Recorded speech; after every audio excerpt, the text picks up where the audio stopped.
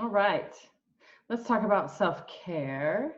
Did you know that there are 7 different types that you should be considering and embracing to feel your best in your life? Well, we all are dealing with a lot of stress right now as I'm recording this video. I think I feel it. I definitely can feel it in my bones, in my body. I feel some days like my motivation is, not what it normally is. I feel low on energy. I also feel like it might be a little bit of allergies coming through with all the trees and the flowers. But I do know that with all that we're going through, that energy is lower. Energy is definitely lower. I miss my gym workouts. I'm still working out every day, but it's just kind of like little mini workouts here and there, and walks, and those are all good. And it's great to get a break from the traditional gym, but uh, definitely self-care is necessary. But there are 7 different kinds, and I definitely want to go over that with you today. Now, some signs that we need some self-care would be feelings of burnout, exhaustion, feeling tired, sleeping more, maybe withdrawing from your friends or not doing things together as much, which I guess if you're watching this in 2020 and in April and May, you're probably like, well, I can't be around my friends. But I'm talking about further isolation, maybe, withdrawing into your bedroom or doing less with your friends and family. Maybe the lack of desire to do those things that you usually like to do, less socializing, whether that be, again, probably isolating yourself into your bedroom. So, and not doing those things that you love, that you typically do. Some more, subtle signs would be lack of focus, lack of desire, lack of excitement to do anything. And I guess it can be hard too with a lot of the shifts and changes and a lot of uncertainty that we have going on. But lack of concentration or memory are other signs of needing more self-care. Now, the benefits to self-care, there's so many, but I did jot down a few before hitting record so I would remember. But the main thing I think of is reducing stress and anxiety. Anxiety is really big, not just now, but all the time. Stress is a really, really big one. Chronic stress is so bad for us, our hearts, and just our brains, and our mood, and how we react and the choices that we make. And then also, if it is your desire to lose weight, it has a huge impact on it. In fact, you can eat perfectly, exercise perfectly, sleep perfectly, stay hydrated, do all the things. But if you have chronic stress, you will not lose that body weight that you really, really want to lose. And that's the main part that's around your waist. And a lot of it's visceral fat that's underneath your rib cage. So, and that's the stuff that's the worst for your health that you don't realize. But self-care can also increase your energy, definitely. I know for me, when I'm working and I just like want to get something done and I just want to power through it, I know that my energy is just dropping significantly as I'm working harder. But I think if I stop, I'm going to get less done. But truthfully, if I just get up for 5 minutes, hydrate, stretch, do some body squats, maybe move some weights around, I come back to my desk and usually I have a lot better ideas and a heck of a lot more energy and I get it done more effectively. And the next one I wrote down was improve productivity, kind of runs along the same lines. Much more productive. I have always thought, no, I'm just going to power through for hours. Don't even take a potty break. Don't even stop to eat anything. I'm just going to power through. But truthfully, if you just stop, rehydrate, refuel your body and your brain, you can come back and maybe not necessarily power through, but be more effective and productive. So you'll increase your immunity as well.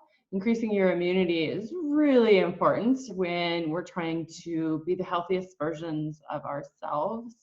We want to be very healthy, and so that way we can show up to be the best wife, mom, sister, aunt, uncles, whatever it is that you're wanting to show up as. So you want to not have sick days. You want to be able to be around and feel your best and get things done.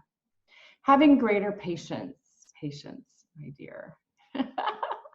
That's a great one. Well, when you feel good, you're healthy and you're strong, less stress, less anxiety. This all comes hand in hand. You will be more patient. Having greater resilience, you'll be able to bounce back from whatever life throws at you much quicker when you have self-care in your toolbox and you use it frequently. Also, you'll have improved mood and emotional well-being. That's really, really what it's about, right?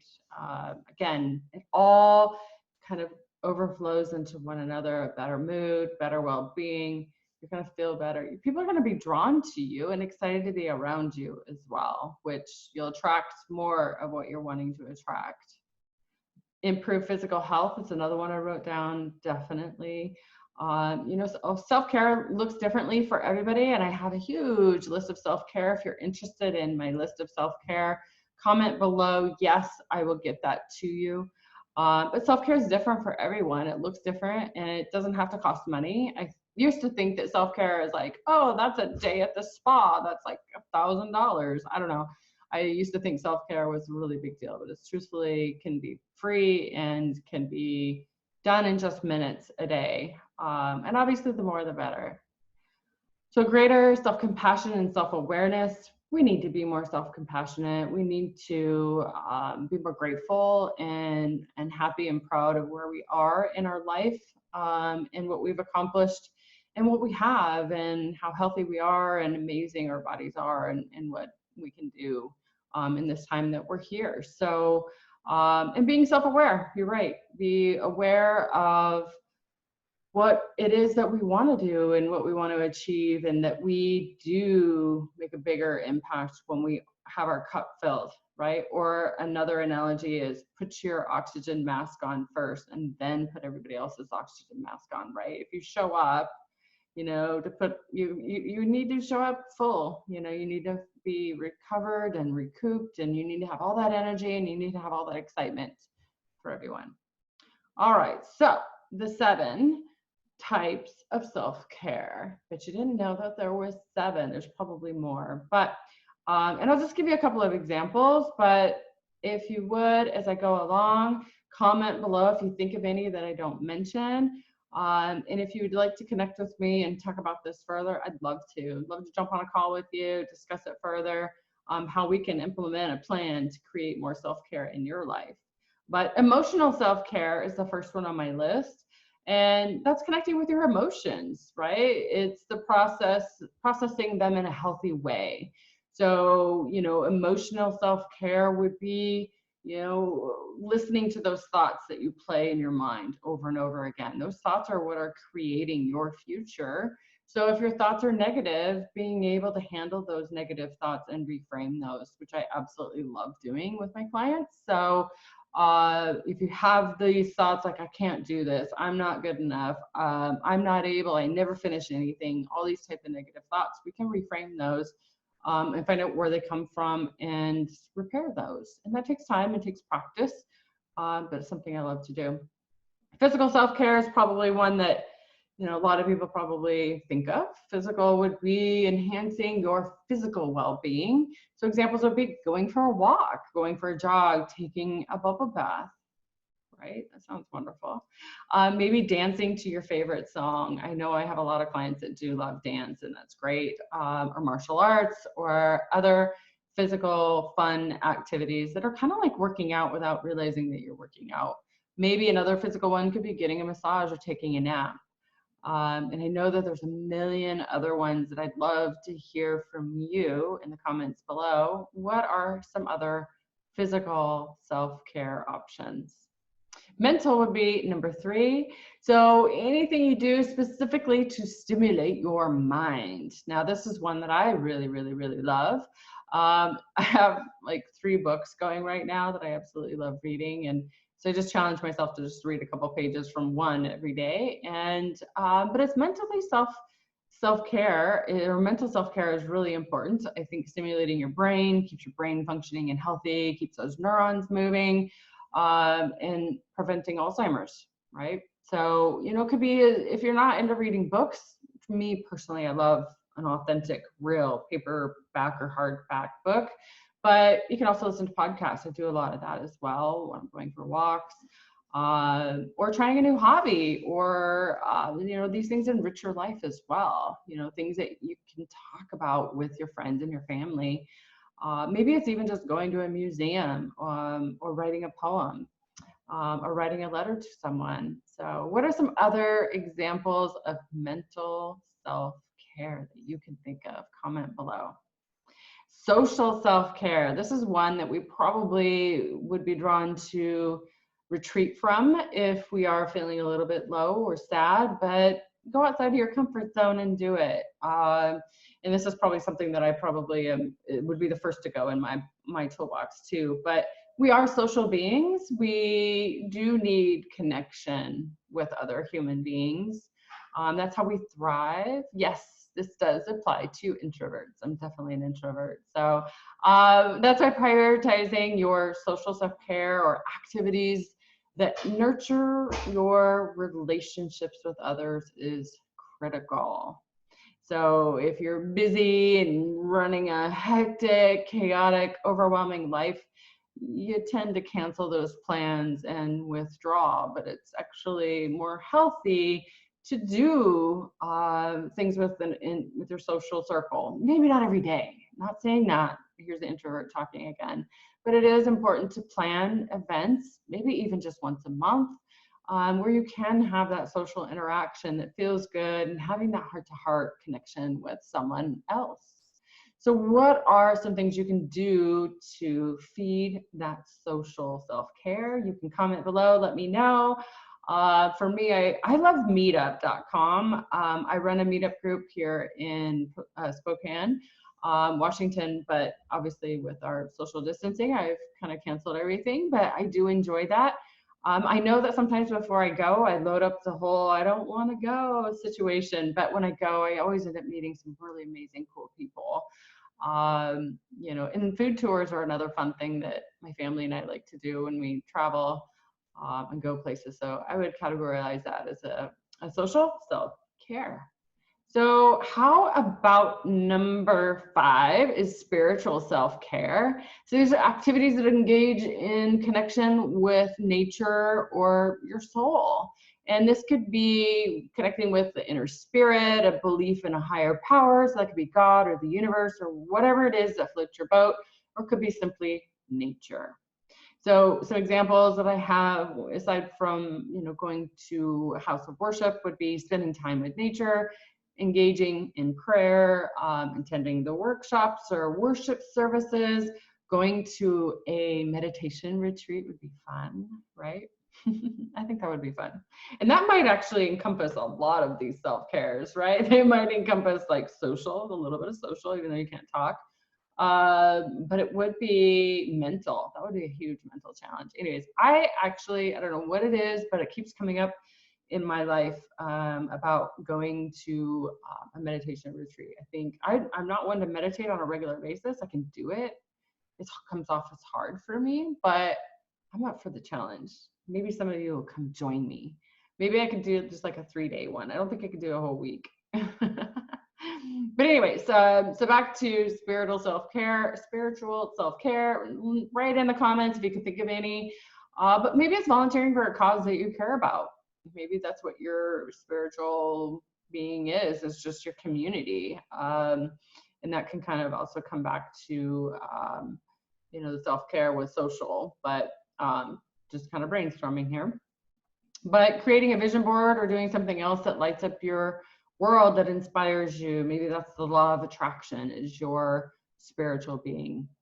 So I got 2 more. Number 6 is practical self-care. So this would be any actions that you take to fulfill your core needs and reduce stress can be categorized as practical self-care. So these are huge sanity savers and help create a greater sense of calm and control you in your busy life.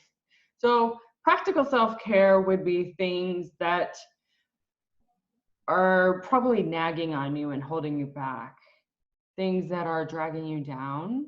Some of my clients know this as clearing out the clutter. So it's a great practice. And so that might be something as simple. This is what, oh, I don't know why, but this one always comes to the top of my list. But could be deleting a whole bunch of old emails, right? How many emails are sitting in your inbox right now? Thousands? How does that weigh on you? It weighs on you actually a lot heavier than you think. How many little red bubbles are on your phone, right? How much laundry is piling up in your house? How about, you know, how many Tupperware lids don't have a home or have a you know, Tupperware that go with them? How messy is your car? Have you been needing to wash your cars? Are the tires bald on your vehicle? Maybe it's just tidying up your space, having your space get cleaned or decluttering a space. Maybe it's the need of going and meeting a financial advisor or finishing some, you know, financial documents or papers. You know, these are all things about, maybe it's even just meal prepping for the week. So it's just kind of like these things that need to get done that are weighing on you. So this is like a practical self-care. I know some of you are probably like, oh, self-care should be fun and something enjoyable. But think about on the other side, once you complete those things or delegate it out, right? Maybe you just need somebody to go into your email and just delete everything from a year ago and older. Or maybe you just need somebody to go in there and delete all emails from, you know, maybe just keep the most recent 100 emails or something. I don't know, email just always comes up for me because it seems easy to talk about. But, or maybe it's, you know, unfollowing and blocking people on your social media that are negative and dragging you down. There's so many different things, but it's practical self-care. And hopefully I gave you some ideas. If you can think of more, put them in the comments. So the last one would be professional self-care. So I think this is probably what I used to think of is what self-care was about, but these are activities and actions that support feeling balanced and fulfilled in your career. So this could be, you know, setting up time blocks in your calendar to remind you to take a lunch break. This might be those setting up those time blocks to remind you to get up, take a drink of water, eat something light and balanced. Maybe it's spending time with coworkers after hours to complete projects or whatever you need to do to feel like you're getting further in your career or helping them. Maybe it's setting up your phone on do not disturb for certain times during the day, so that way you are focused on your work. Or maybe it's actually after a certain point in time in the evening, so you are more focused with your family too. So that professional could cross over into personal as well. Maybe it's taking extra courses to elevate your education or learning in your career. And maybe it's just taking a mental health day instead of a sick day when you need it, and catching up on, you know, some of those things that you need to elevate your career and your desires to provide amazing service in whatever it is the industry that you're passionate about. Or maybe it is finding a new job in something that you love. Maybe you aren't loving where you're working and people you're around. Maybe it's time to find something else new. But let me know what other thoughts you have on any of these self-cares as I went through them pretty quickly. But emotional self-care, physical self-care, mental self-care, social self-care, spiritual self-care, practical self-care, and the professional self-care. So as a reminder, I am a health and life coach. I'm here to help you in whatever challenges or whatever goals you're trying to reach. So if you're feeling stuck and can't figure out how to get over that hump, I'm here for you. Let's book a call. Let's have a chat. Let's discuss your challenges and find a way to overcome them. And again, if you want my self-care list, I can give that to you as well. Comment below with the word self-care, or simply just say hi. I appreciate that as well. So again, if you need me and you're struggling and you need help with anything, you know where to reach me. Just comment or private message me is even better. And I will be here to help and encourage you wherever you are. All right. Thanks, guys. Bye.